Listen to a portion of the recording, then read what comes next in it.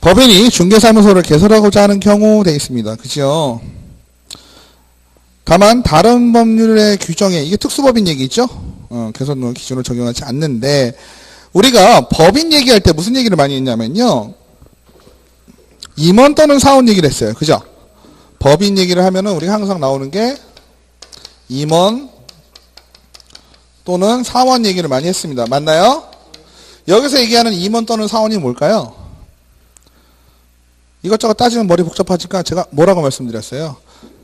법인에 영향력을 미칠 수 있는 사람이란 얘기를 했었죠? 그죠? 그래서 여기서 얘기하는 사원은 뭘로 이해를 하셔라? 뭐 유한이든 무한이든 무한 책임을 지는 사원이다. 그죠? 무한 책임을 지는 사원. 왜 그러냐면 한 명의 사업자에서의 개념에서 보면요. 유한 책임 사원과 무한 책임 사원으로 나누거든요. 유한 책임 사원은 자본을 댄 사람이고 얘는 자본을 대고 그 운영을 하는 사람이에요. 즉 법인에 있어서 어때요? 임원 또는 사원이라고 하면 법인을 움직일 수 있는 사람이에요. 그럼 우리가 얘기하는 직원, 사원, 김사원, 이사원 하는 거는 실무 사원을 얘기하는 거고요. 처음 들으시죠? 법인에 보면요. 근데 이거는 우리 얘기고요. 일반적인 법인에서는 어떻게 표현을 하나요? 일반적인 법인은 뭐가 있어요? 이사가 있죠. 그죠? 그리고 주주가 있죠. 그죠? 물론 이사와 주주가 겹치기도 하죠. 그리고 직책으로서의 이사도 있죠. 그죠? 직책으로의 이사는 주식이 없는 사람이고 일반적인 이사, 등기 이사는 뭐가 돼요? 주식을 갖고 있는 사람들이 법인에 대해서 영향력을 행사를 하는 거죠. 여러분들이 삼성전자 주식을 한 1조 원어치 사면 어때요? 삼성에서 회의할 때마다 부르겠죠? 왜 그럴까요? 그만큼의 영향력을 갖고 있는 거니까. 그죠? 이사 등기도 될 거예요. 만약에 1조 원어치 살 수만 있다면 1조 원어치 사면은 삼성을 갖겠는데. 그죠? 아무튼 그런데 이 이사 중에 법인이라는 건 뭐예요? 법인격을 가진, 그죠? 법인격을 갖추고 있는 존재라고 표현을 하잖아요. 그죠? 결과적으로 얘기하면 얘는 대충 뭐라고 비슷하다? 사람이랑 비슷하다라고 하면 돼요. 사람이랑 비슷하니까 뭐가 가능해요? 법률행위가 가능하잖아요. 맞죠? 그러면 이러한 법인을 얘기를 할 때 법인이 사람처럼 행동을 하지만 실제로 법인이 지 혼자 움직일 수 있어요? 없어요? 없죠. 어떠한 의사표시라든지 어떤 의결 결정을 누군가 사람인 존재가 해야 되잖아. 그죠? 그게 누가 되는 거예요? 이사가 되고 이사회가 되겠죠. 맞아요? 그러면 이사 중에 대장을 한 명 뽑아요. 대장을 한 명 뽑아서 이 법인을 대표해. 그래서 우리가 그런 사람을 뭐라고 불러? 대표이사라고 부르잖아요. 그죠? 맞아요? 그러니까 여러분들이 식당 차려놓고 나는 대표이사 누구누구예요 얘기하면 맞아요? 틀려요? 맞을 수도 있지만 대부분 틀리겠죠? 왜? 식당이 법인이면 가능한 얘기겠지. 맞죠? 하지만 식당은 보통 개인 사업자가 많으니까 그런 경우에는 이 사람 표현이 적절하지 않다. 틀렸다기보단 적절하지 않다가 더 맞겠지요. 맞죠? 근데 이런 개념으로 이사의 개념을 임원 또는 사원이라고 우리는 표현을 했단 얘기예요. 이 중개법에서. 법인을 얘기를 할 때, 즉 영향력이 있는 사람이라고 이해를 하시면 편해요. 우리가 알고 있는 김사원, 이사원은 아니다라고 이해를 하셔라. 그게 왜 중요할까요? 자, 아까 우리가 개인인 개업 공인중개사, 개인인 개공이, 그죠? 개인인 개업 공인중개사가 등록을 하고자 할 때 당연히 이 사람은 뭐가 되겠어요? 공인중개사이어야 하잖아요. 여지가 없죠. 그럼 법인일 경우에는 어떻게 되겠냐? 법인일 경우에는 자격증이 다 있어야 되겠어요? 임원 또는 사원이? 다 있으면 좋겠죠. 그럼 의사결정할 때 다 공인중개사니까 그 법인이 움직일 때 상당한 전문성을 가지고 움직일 수가 있겠죠. 근데 법에서는 뭐라고 얘기를 했냐면 법인의 임원 또는 사원의 얼마? 3분의 1 이상만 공인중개사이면 충분하다라고 표현을 했어요. 아시겠죠? 단 나머지 3분의 2도 아까 개업을 등록을 하려고 한다면 공인중개사 자격증을 취득하고 뭐하라 그랬어요? 실무교육을 받으라 그랬죠. 그리고 사무소를 마련하라 그랬죠. 똑같아요. 똑같이 3분의 1 이상의 공인중개사 자격증을 취득을 하고 실무교육을 3분의 1이 받고 중요한 건 나머지 3분의 2도 뭘 받아라? 실무교육을 받아라. 즉 법인의 임원 또는 사원은 무조건적으로 다 실무 교육을 받아야 된다. 자격증이 있건 없건. 아시겠죠? 그러면 법인의 임원 또는 사원이 만약에 9명이라고 칠게요. 9명이면 3분의 1이면 얼마예요? 3명이 자격증을 갖고 있어야 돼. 아시겠죠? 그러면 법인이니까 일반 사원이 있을 수 있을까요? 없을까요? 있죠. 그죠? 일반 사원은 고려하지 않아요. 아시겠죠? 그러니까 중요한 건 우리가 고려하는 건 뭐다? 임원 또는 사원. 그러면 3명이 자격증이 있어야 되는 거죠? 공인중개사 자격증이 있어야 되고 전원 9명은 뭘 해야 돼요? 실무 교육을 이수를 해야 된다. 중요한 건 법인이란 개념은요. 법인을 내는 이유가 뭐라 그랬어요? 세금 때문이라 그랬죠? 일반적으로. 그죠? 법인을 내면 법인세를 냈잖아요. 소득세를 안 내고. 근데 우리가 알고 있는 은행이라고 할게요. 은행, KB국민은행이라고 할까요? 얘는 법인인 경우에 우리가 뭐라고 표현해요? 본점이라고 표현합니다. 그죠? 본점에 각각 뭐가 있나요? 지점이 있어요. 맞죠? 맞나요? 그리고 가끔은 지점을 묶어서 뭘로 만들기도 하죠? 본부를 만들기도 하죠. 무슨 지역본부, 충남지역본부 뭐 이렇게 하잖아요. 중간 단계를. 맞나요? 그러면 공인중개사 법인에도 그게 있을까요? 서울시 강남구에 내가 법인을 하나 차렸어요. 중개 법인을. 그죠?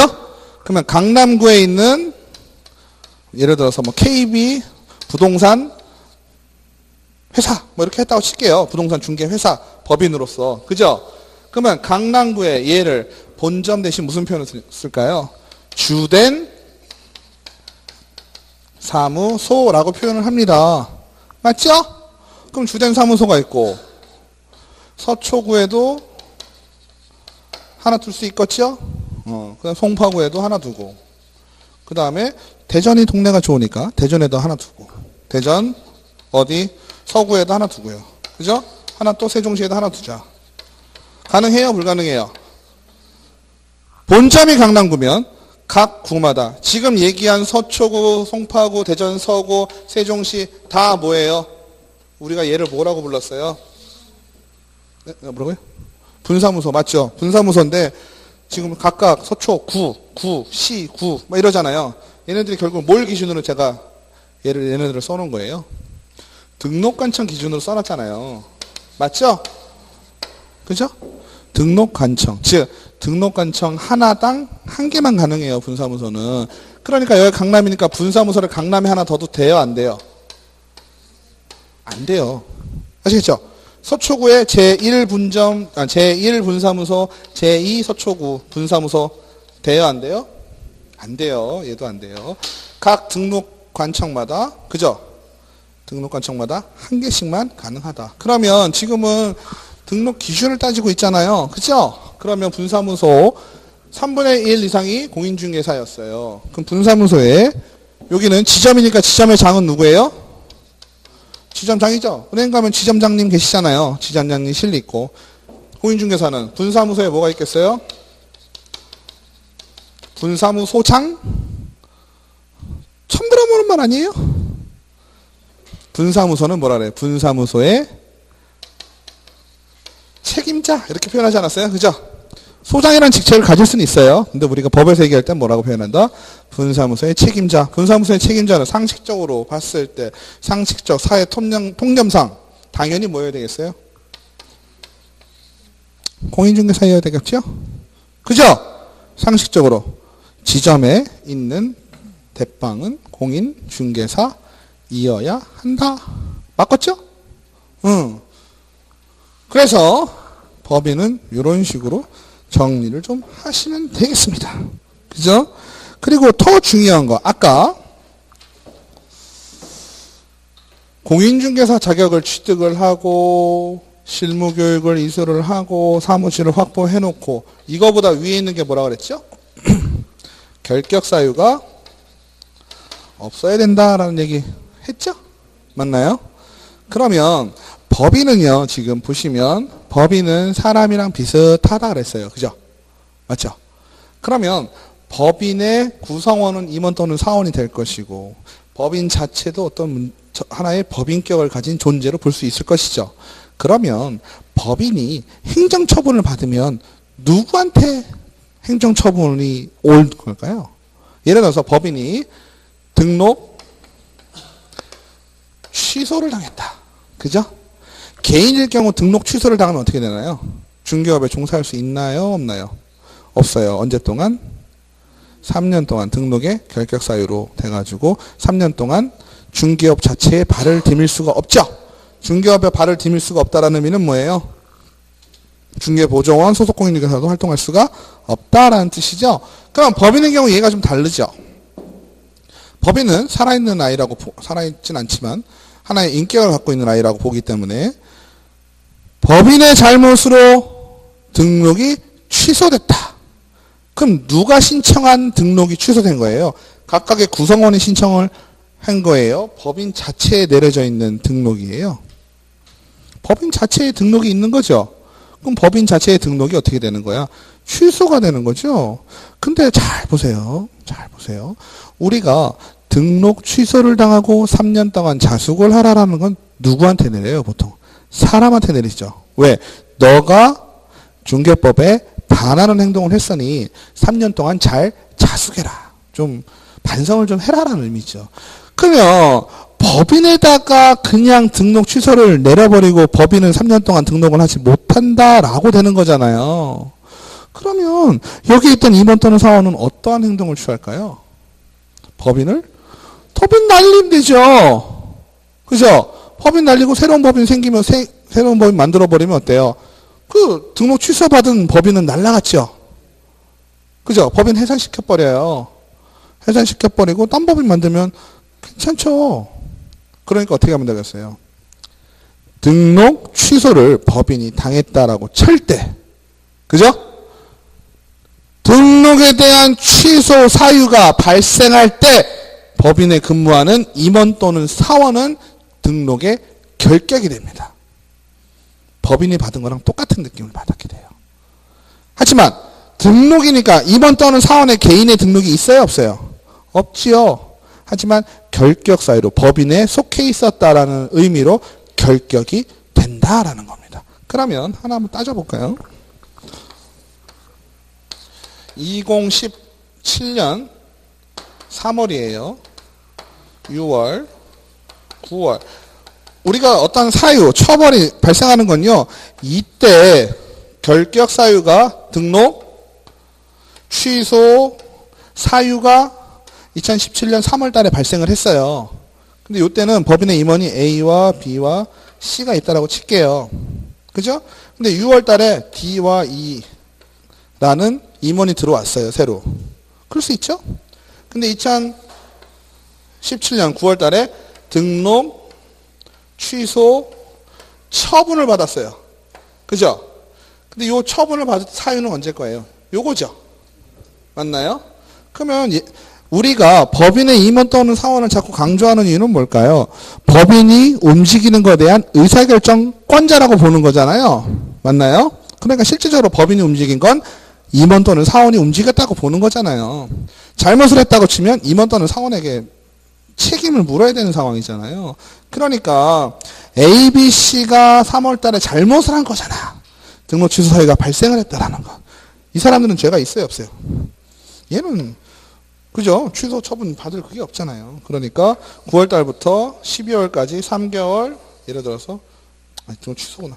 9월 달에 취소를 당했다. 그죠? 취소를 당했을 때는 A, B, C는 어떻게 된다? 3년간 등록에 결격이 된다. 하지만 D, E는 살았다. 그죠? 등록의 결격이 아니다. 아시겠죠? 그래서 등록 취소 사유가 지금은 이렇게 제가 그림으로 샥 그려드리니까 별 의미 없이 보시는데요. 취소 사유가 발생할 당시에 ABC예요. 아시겠죠? 그러니까 쉽게 얘기하면 뭐예요? 잘못한 놈들. 그죠?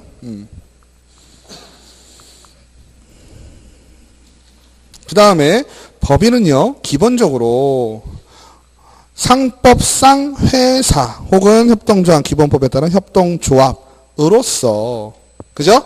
상법을 따르는 법인이라는 얘기예요. 자본금이 얼마? 5천만 원이어야 돼. 65페이지예요. 자본금이 5천만 원 이상이어야 한다. 그래서요, 법인의 목적에 따라서 법인 설립할 때 등기를 내거든요. 법인 설립 등기, 그러니까 법인의 등기부등본을 보시면 그 법인의 설립 목적 내는 게 쫙 나와요. 근데 그 법인을 설립할 때 뭘 할지를 이미 예상하고 만들거든요. 우리는 중개업을 하려고 하는 거잖아요. 그럼 법에 이미 우리는 알고 있잖아. 5천만 원 이상이라는 걸. 그러니까 자본금을 얼마 이상으로 만들었어요? 5천만 원 이상짜리 법인을 만들겠죠. 예를 들어서 건설업을 한다 그러면 뭐 3억, 5억, 7억, 10억 이렇게 있거든요. 5억 이상 자본금을 만드는 건 건설업을 하기 위한 거고. 뭐 이런 식으로 갈 거란 얘기죠. 아시겠죠? 자, 그 다음에 법인은 또 재밌는 게 하나 있죠. 우리가 개인인 공인중개사는요, 겸업 제한이라는 게 없어요. 그게 무슨 얘기고 하니, 개업 공인중개사는요, 중개업을 영위하면서 본인이 할 수만 있다면 어떠한 일을 해도 무방하다라고 이해를 하시면 돼요. 예를 들어서 제가 건물을 하나 갖고 있는데 1층이 30평이에요. 근데 공인중개사 사무실은 30평까지 필요한가요? 뭐 잘 쓰면 30평이든 50평이든 쓰겠지만 일반적으로 10평에서 15평이면 충분하잖아요. 나머지 15평을 잘라서 놀리니까 세를 줄까 하다가 에이 내가 그냥 편의점이나 해봐야 되겠다. 그래서 내가 편의점도 운영하면서 공인중개사, 개업 공인중개사가 돼서 중개업을 영위를 해요. 가능해요? 불가능해요? 그걸 왜 몰라? 뭐 이런 식으로 말씀하시는 것 같아. 가능하죠? 왜 가능하죠? 충분히 중개업을 하면서 편의점 운영이 가능하죠. 실질적으로. 근데 내가 서울의 개업 공인중개사로서 등록을 해놓고요. 부산에 있는 직장을 다녀요. 개인 기업. 이럴 경우는 어때요? 물리적으로 불가능하죠. 이럴 경우는 인정이 안 됩니다. 그러면 그 상황이 되면 뭘로 걸리겠어요? 자격증 등록증 대여 양도로 걸립니다. 그죠? 그런 경우도 있어요. 아무튼 그런데 기본적으로 겸업 제한은 없다. 그죠? 겸업 제한을 아무거나 할 수 있지만 단 뭐는 안 된다. 금지행위, 33조에 금지행위는 있다. 그죠? 하지 말라라는 것들은 있어요. 근데 거기에 업자 붙은 아이가 하나, 매매업이라는 게 있어서 헷갈리시는데, 중개업은 개인인 개업 공인중개사에게는 기본적으로 겸업 제한이라는 건 없다. 그러면 제가 자꾸 개인이라고 얘기하는 이유는 법인일 경우에는 있다란 얘기예요? 없다란 얘기예요?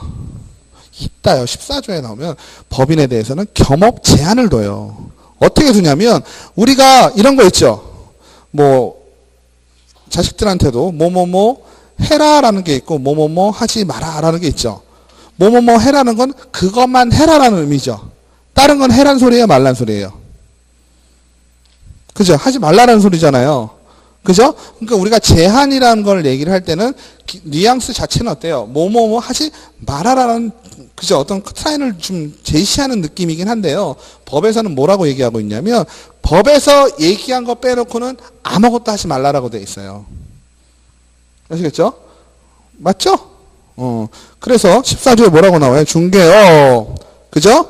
그 다음에 도배, 이사업, 소개, 주거 이전에 부수되는 용역의 알선, 뭐 뒤에서 다시 나오지만 한번 보시면 주택 및 상가의 분양 대행, 부동산의 관리 대행, 그 다음에 부동산 컨설팅, 그 다음에 개업 공인중개사를 대상으로 한 프랜차이즈, 그죠? 경영기법 및 경영정보 제공, 경공매 대상 부동산에 대한 권리 분석 및 취득의 알선, 매수 신용 또는 입찰 대리. 여기 나온 7가지만 법인은 해라라고 돼 있어요.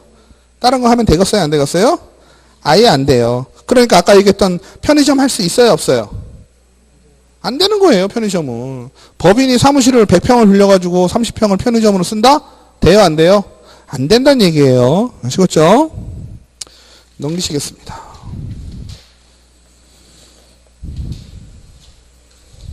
다 이제 아까 얘기했던 건데요. 하나만 더 다루면 우리가요 68페이지 보실게요. 68페이지에 보면 공인중개사 협회 아직 앞에서 했구나. 공인중개사 협회 협회 아직 안 했죠. 공인중개사 협회를 얘기를 할 때요.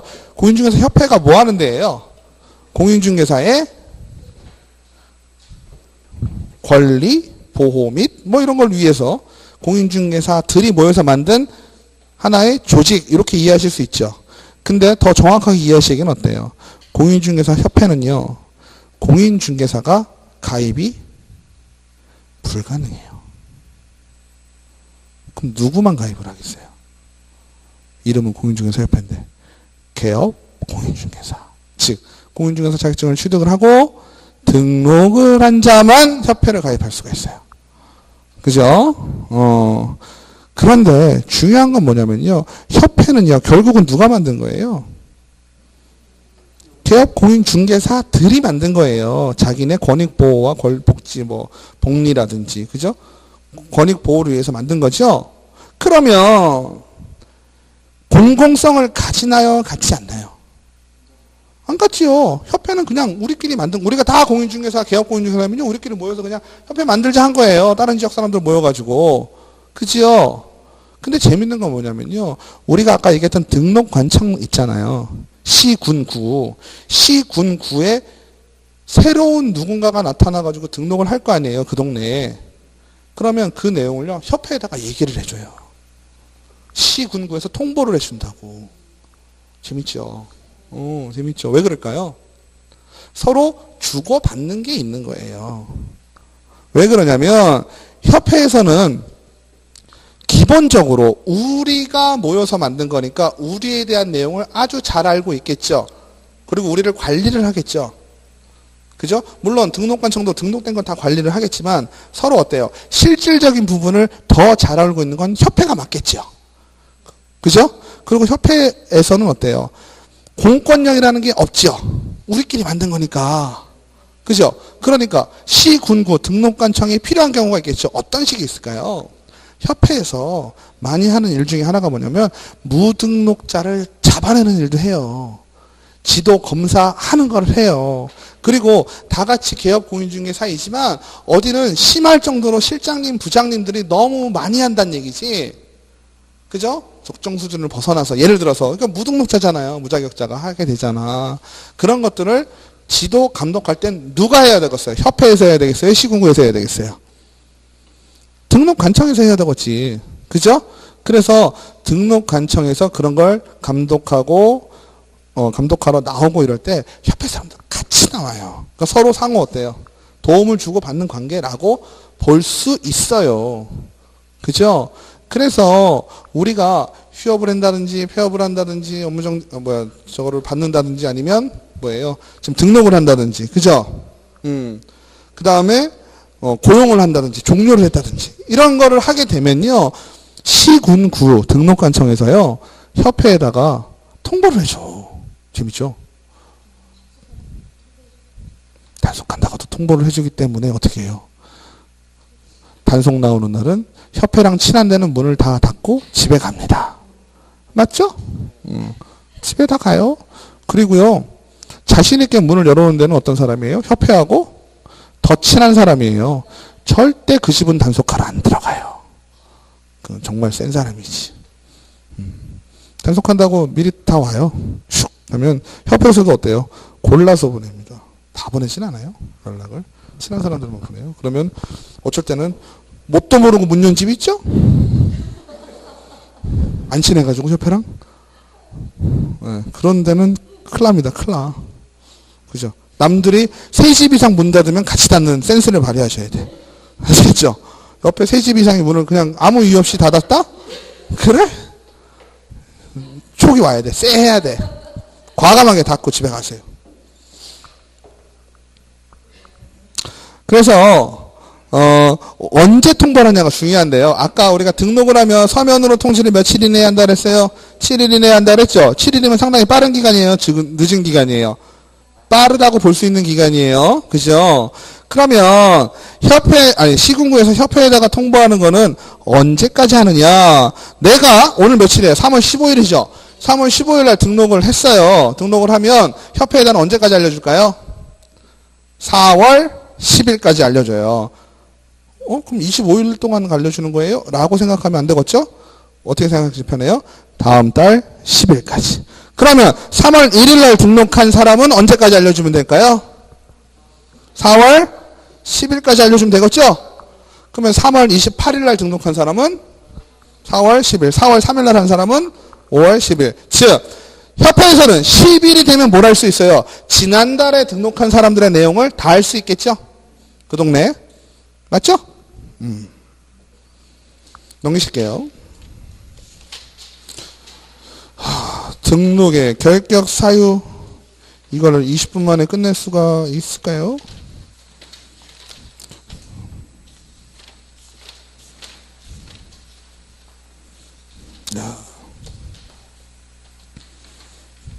오늘 여기까지 하시죠. 이거는요 한 방에 가셔야 되는데 우선 가볍게만 좀 보실게요. 책에 CC 2페이지 등록의 결격 사유는 아까 잠깐 언급을 해드렸죠. 그죠? 등록의 결격이라는 거는 등록을 할 수 있다는 뜻이에요? 없다는 뜻이에요? 등록하는데 문제가 있는 겁니다. 그죠? 그래서 뭐 미성년자, 금치산자, 한정치산자 뭐 이렇게 쭉 나오거든요. 그래서 다음 시간에 요거에 대해서 좀 자세히 좀 알아보도록 하겠습니다. 아시겠죠? 네. 오늘도 늦은 시간까지 고생 많으셨고요. 다음 주에 뵙겠습니다.